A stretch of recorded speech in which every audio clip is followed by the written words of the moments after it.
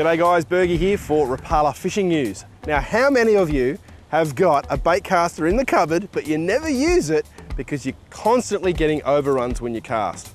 Yeah, well, I know there's a few of you out there, a few of my mates are like that, but don't worry, I'm going to show you a few tips that are going to help you cast a lot better. I guarantee you, once you get it right, you'll struggle to put these bad boys down. Now, this is the little VS200 low profile bait caster from Okuma, and I've matched it up with an X-Rap Extreme Action bait caster rod. Beautiful combo. I'm going to show you how to use this guy without getting tangled on each cast. Now, first thing we're going to do, the little X-Rap on the end here, let's wind it up. First thing you need to do is use your cast control here and make sure that you've got it set correctly. How do you set it? Right, what you need to do is when you go into free spool, you want your lure to fall off the tip of the rod in free spool at about, well, let's see how fast, roughly about that fast. Make sense?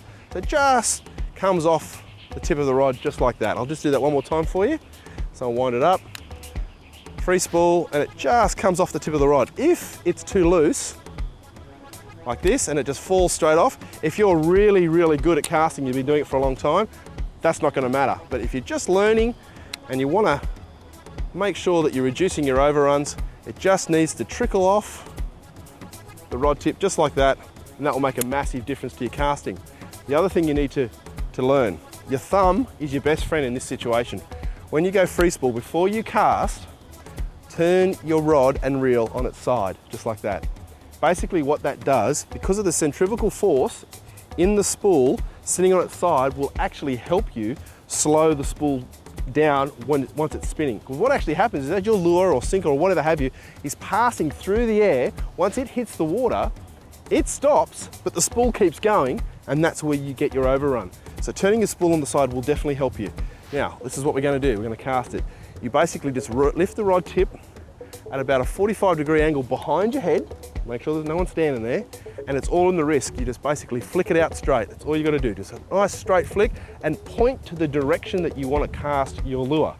Once you do that, you release your thumb off the spool, watch your lure, and just before it's about to land in that exact snag that's holding that massive barra, you slowly apply your thumb to that spool and you slow the spool down so it doesn't overrun. I'll show you exactly how to do that. So 45-degree angle just behind your head, nice little cast with the wrist, here we go.